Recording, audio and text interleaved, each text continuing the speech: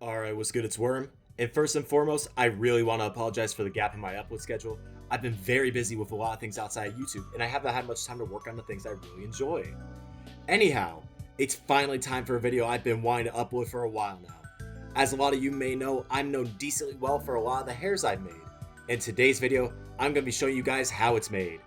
In this video, I will go into the 3 specific areas of making UGCs for Roblox, being how to actually model and create them in Blender, how to export them into Studio and prepare it for upload, and finally how to get your creation up on Roblox, as well as making sure that that creation doesn't get taken down in the future. Not only that, since a lot of you may know that I do commissions, one section of this video will be dedicated to those who decide they want to upload their commission themselves. So if you're here for that, go to this timestamp on screen and the rest will be explained from there. But if you guys are here to sit back and relax, I won't ramble for much longer. So sit back, grab some popcorn, and let me show you guys all the major techniques and methods I use to create all these wonderful hairs and items on Roblox.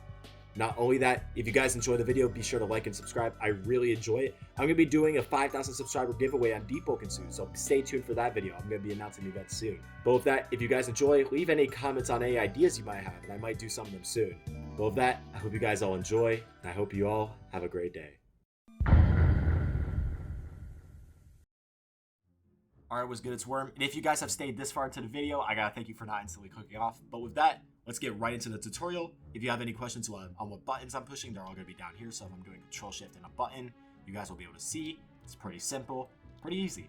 So to start off, once you download Blender, you're gonna open a new general file, and you're gonna come upon this. I'm gonna show you guys the really quick basics on how to manipulate your workspace and get around it. The middle mouse wheel, you can hold it to look around. By holding Shift in the mouse wheel, you could pan your camera around. Obviously, it's going to help with rotating, looking around the object. You can obviously zoom in on the scroll wheel to zoom in. When you have an object, you could click on it and press G to move the object around. Pretty simple. When you click on the object again, you could press X to delete that object. To get that object back, you could press Shift A. Let me do it over here so you guys can see. And you have all your objects and a bunch of other things, which I'll talk about later. But let's say we don't want a cube, and let's say we want a cylinder. Boom, our cylinder's back. Pretty simple. Let's say we want this cylinder to be smooth. Oh, I don't like this. Right click, shade smooth. It's all smooth now, but that's not the smooth I want. I want to be able to see this edge right here. Right click, shade smooth by angle, and you can edit the angle right here. If we ever want to edit these, we can press tab to go into edit mode. In edit mode, there's 3 main spaces, being vertice mode, edge mode, and face mode. We can change these by pressing 1, 2, and 3. Pretty simple. Vertices are all just the points in between the edges.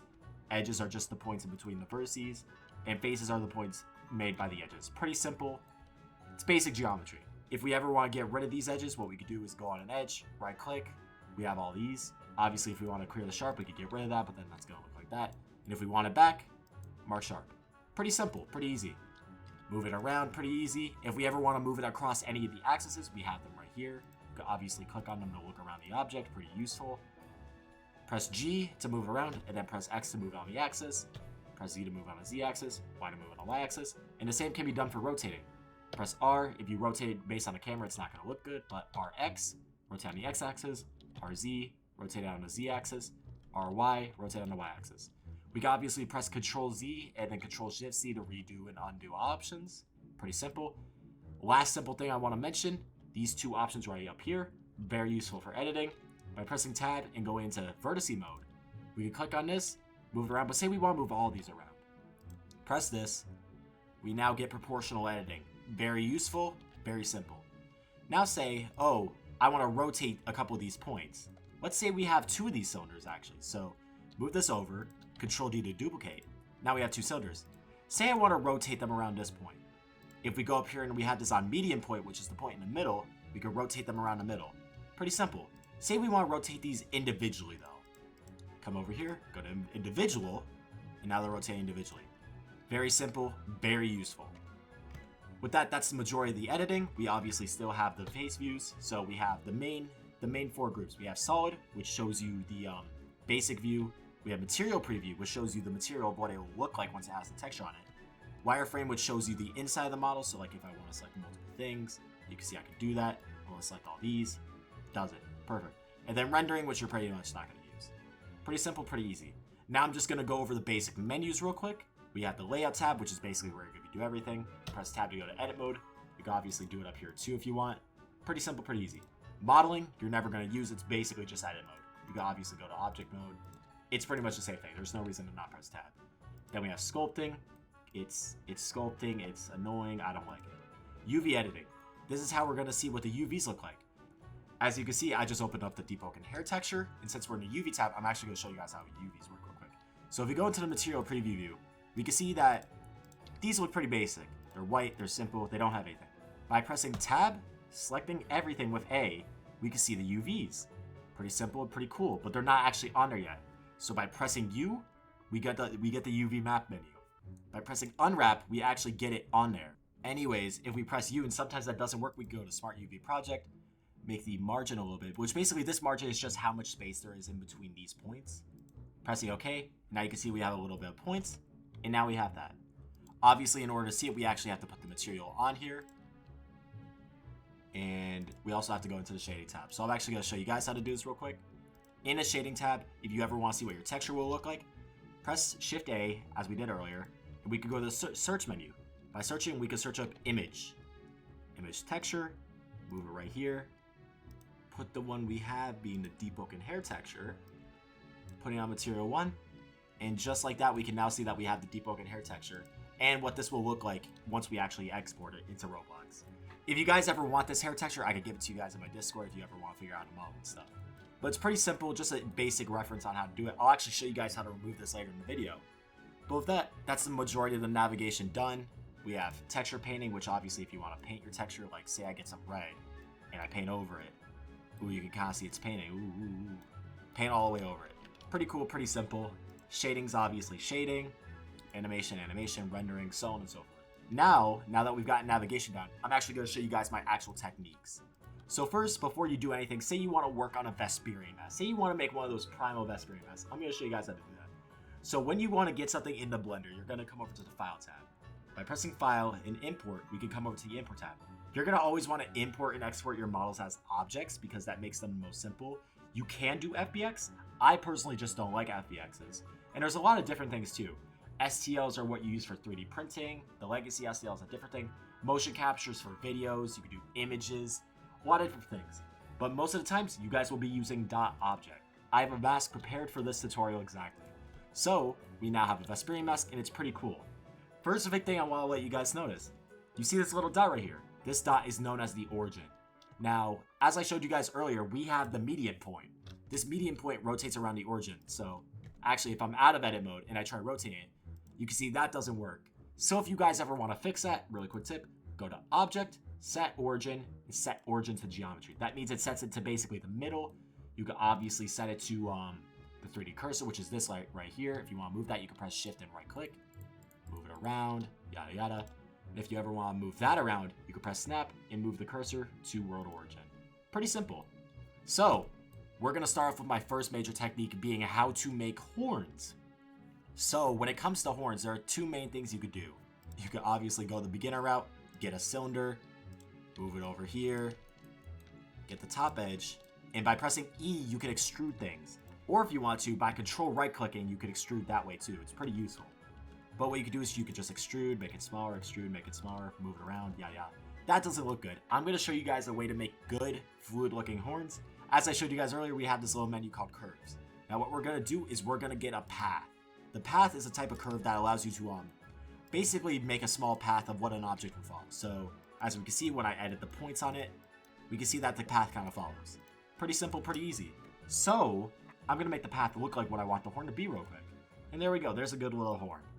Now, really quickly, before I do anything, I'm going to show you guys the Modifiers tab. In the Modifiers tab, we have a lot of different things we could do. We have deforming modifiers, generation modifiers, physics modifiers, which we're usually not going to be using, but I'm going to show you guys the generate modifiers. One of these modifiers that I use a lot right down here is the mirror modifier. So when we click on that, we're going to get a mirror, and obviously it doesn't look good because the mirror works off of where the origin is. So I obviously want this to mirror across the x-axis. So what we could do is we could select object, set origin to 3D cursor. Now it's mirroring across here, but say I don't want to mirror across that axis. Say I want to mirror across the other axis. Uh-oh. That's still not working. It's not mirroring across the right axis. Easy way to fix this. By pressing Control A, we can apply things. Usually, sometimes when you're moving things around, they're not applied. So by pressing Control A in all transformations, we can let the object know that, hey, you're here now. So we now have our little path. It looks pretty good. Now we want to actually do something to this path. By coming down to the data tab, we could come down to the data of the path. By pressing geometry, we could set an object to fill in this path. We're going to get a curve and we're going to make it a circle.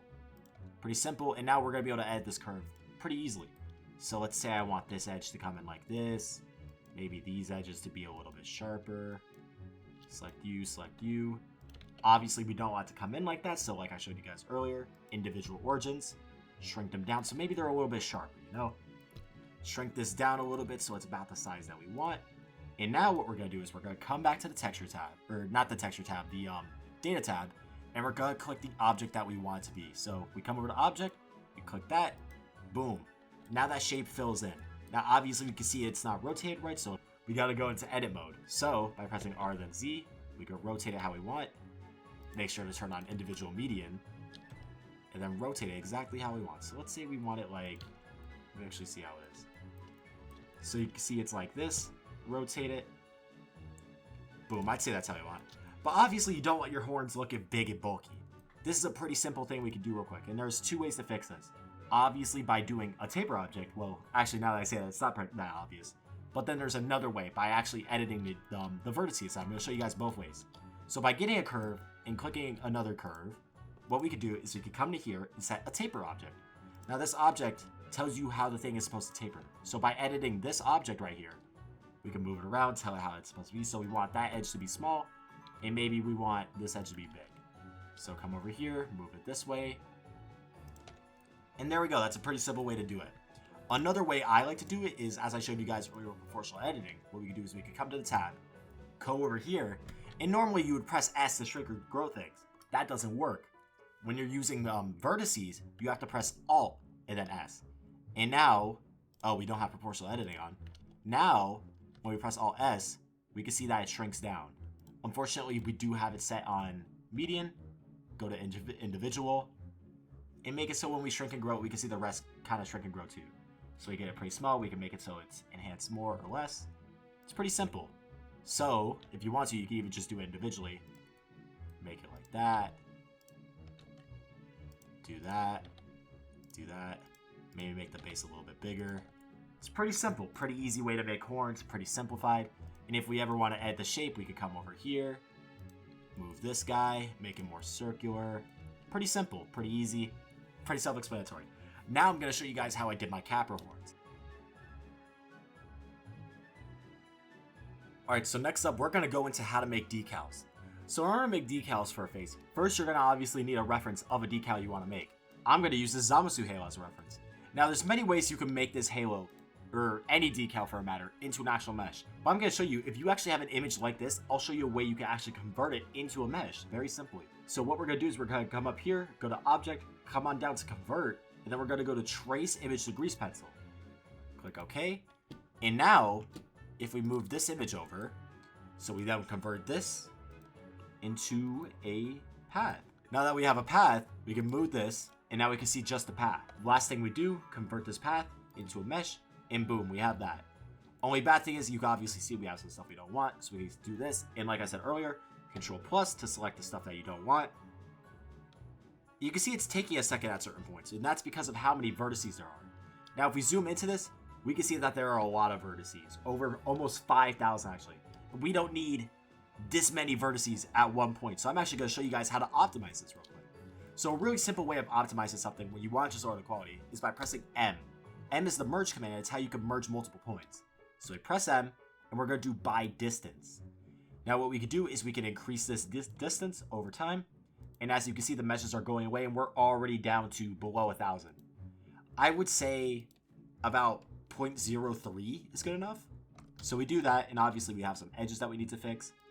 We can get rid of that, get rid of these edges, fill that in, and then we can fill this in, so on and so forth. It's pretty simple, pretty easy. You just fix up a couple points that you see that are broken.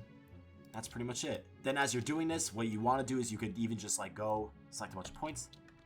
Hold on, I might want to get rid of these 2 points right here. And we can start filling in the faces. So selecting this, maybe these points right here, fill in the face. Boom, that's one face done. Maybe we select these 4 points, fill in these faces. And just like that, we have a filled in shape, and now it's ready for what we want to do. So we can get rid of these references real quick. And now what we'll do is we'll take this and we'll extrude the whole thing real quick. So now we can shade smooth. Obviously, we might have to increase it a little bit, make it like close to 90. Usually it's when you make it over 90, you can see that happen. So if you keep it roughly under 90, everything should be good. But now we have this. So now I'm actually going to show you guys how to turn this into a decal. So say we want this right on the face.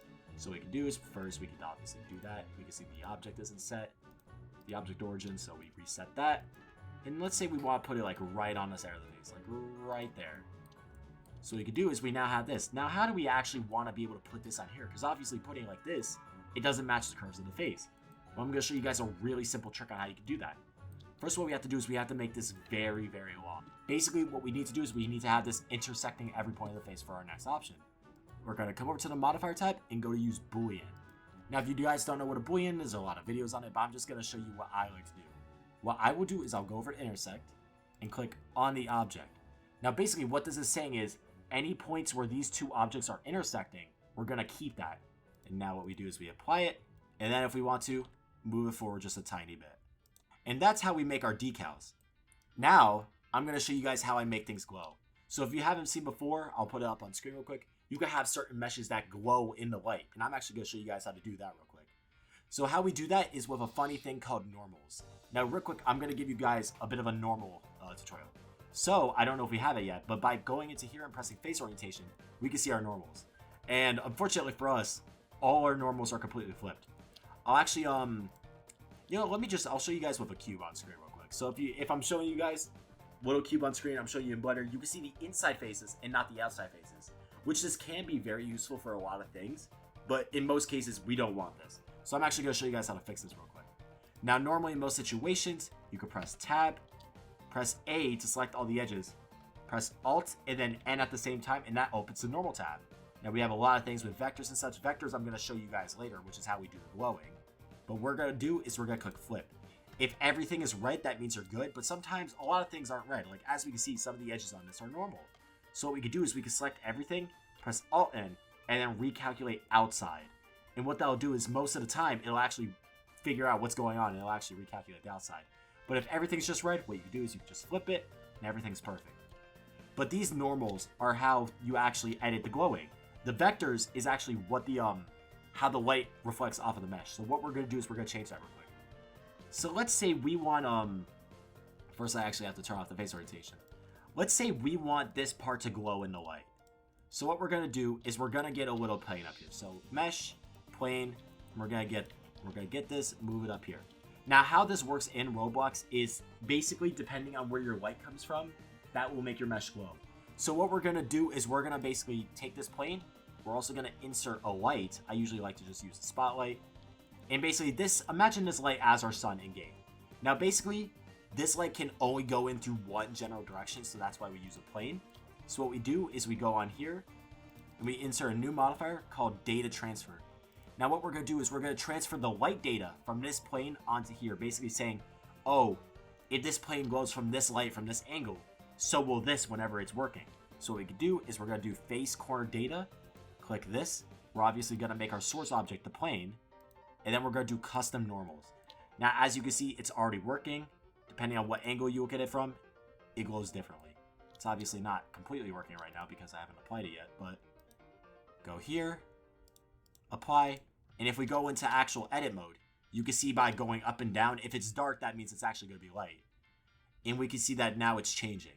Now, once I actually get this into Studio, you guys will actually be able to see the difference. But just like that, it's pretty cool. You can also do it the other way around, so when the sunlight is coming into it, it glows darker. That's how you can make things actually have multiple colors in a single mesh.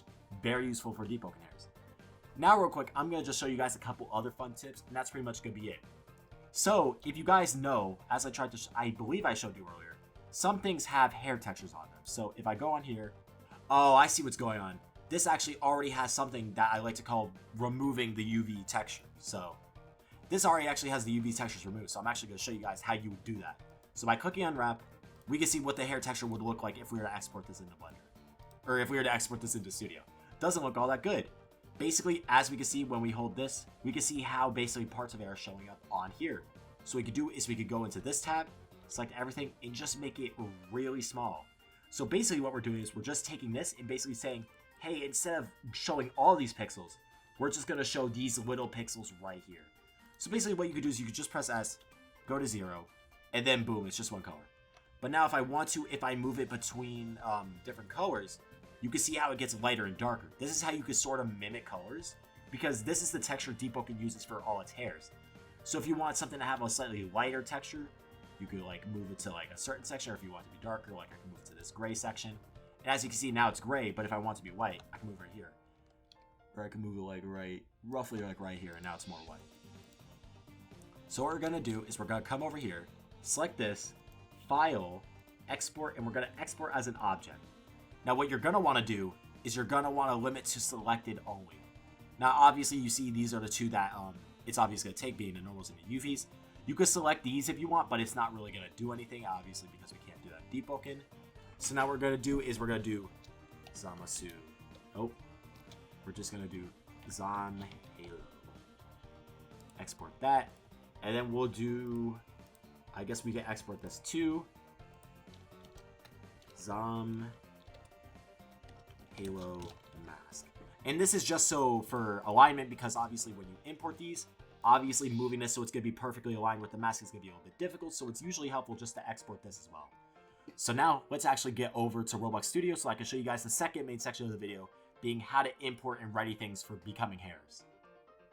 So obviously once you guys get to Studio, you're going to want to make your own base plate so you can actually open things. So what we're going to do is we're going to click base plate, let everything load in, close anything, and boom, now we have this base plate set up, ready. Everything's pretty simple. If you ever moved around, WASD to move around, right click to move the camera around, middle click to pan around, and it's pretty simple. Alright, so as you can see, we now have our little Deepwoken experience, and this is how we're going to align things with the model. Since this is an official mesh that is updated, this is basically where the alignments go, and basically how you can align something. If you do get access to assets and they aren't aligned properly, you could end up messing up your things, which I did in the past with my Spamton glasses. So what we're going to do real quick is we're going to insert an object and click mesh part. Now this mesh part is how we're actually going to import everything. And as you can see, we can see all of our things we've done. These are all past projects I've done. What we're going to do is we're going to import our object, and we're going to click yes.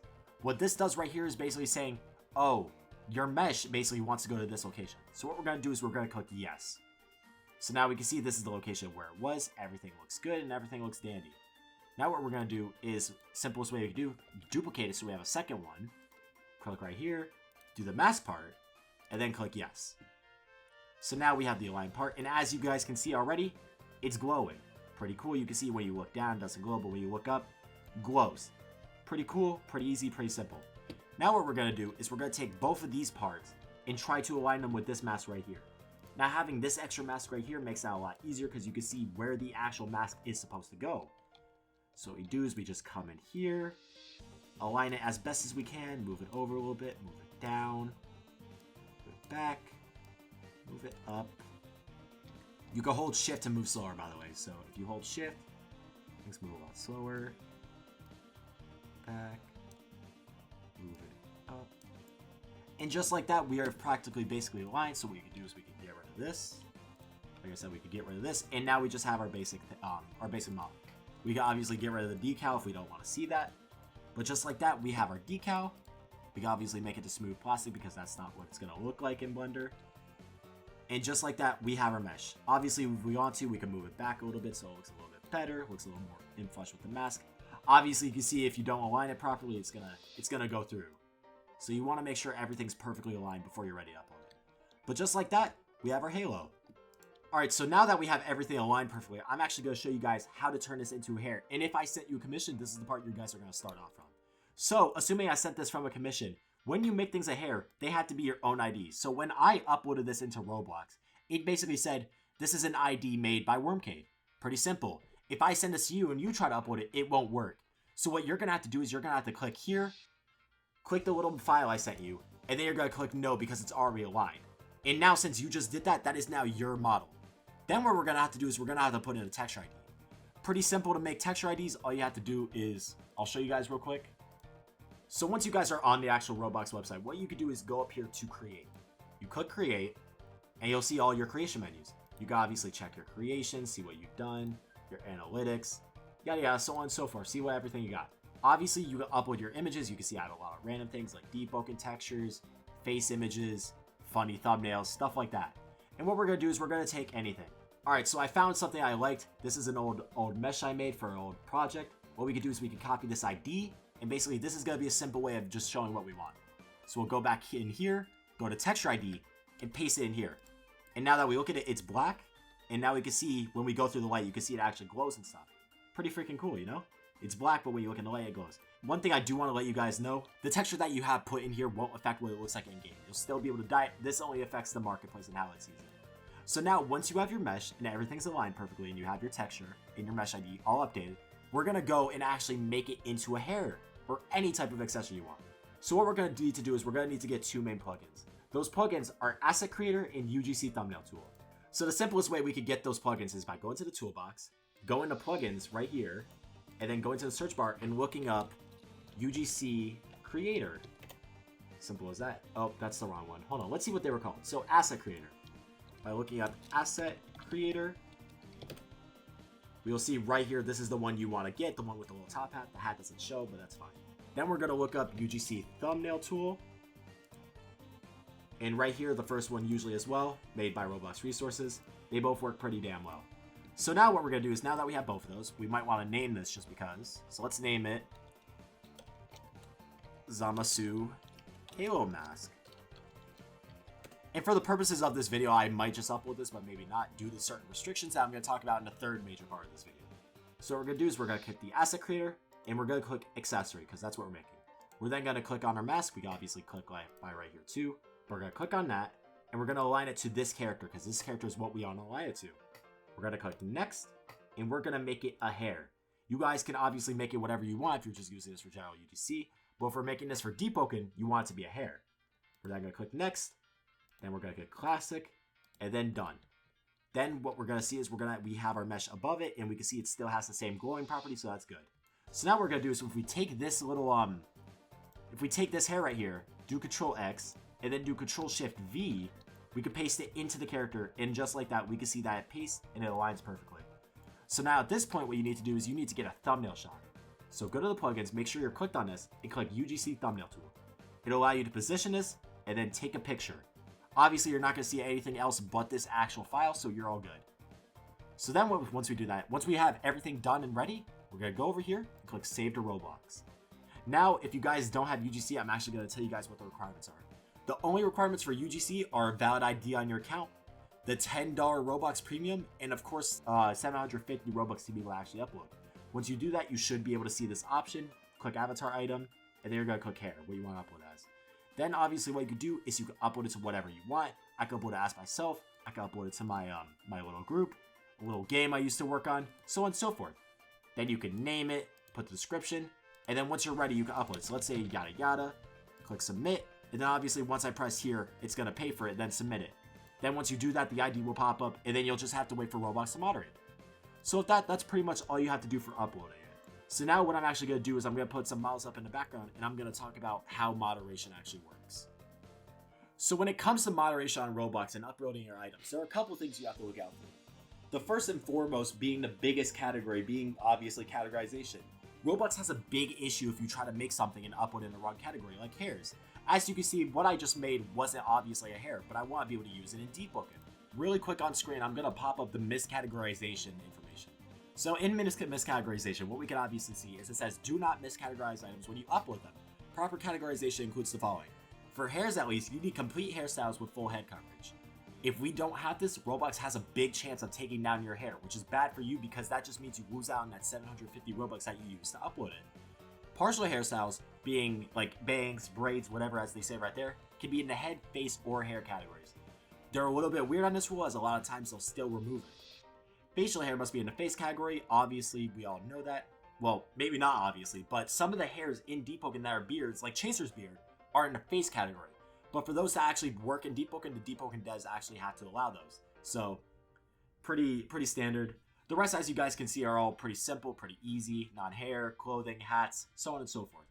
Now, let's say you make a lot of hairs and you get your UGC removed by accident, as you can see right here. I've had this happen a lot of times, And basically how this works is it's basically a 1 to 2 week timeout on your UGC, which basically just means you can't upload things for about a week or two, which is very unfortunate if you like making a lot of hair like me and a lot of the other UGC creators, but unfortunately this has happened to a lot of us. Now another thing I want to mention, you can have your hairs removed later on if they don't meet the categories. That's why you want to make sure a lot of them have emergency precautions in them. But besides that, that's everything I do know about moderation. You can always try to appeal, but one thing I will warn you guys, if you try to appeal twice, it does get denied twice. That gives you a much higher chance of having your UGC parts removed. So if you appeal it once and it doesn't get accepted, you can appeal a second time, but I wouldn't suggest it. But besides that, if you guys have any questions at all, my DMs are open and the comments are as well. So drop a comment. I'll try to answer all of them I can under this video. But if you have any questions, anything at all, happy to help. And I hope you guys enjoyed. But with that, so if you guys really did stay, drop a like, sub, whatever you want.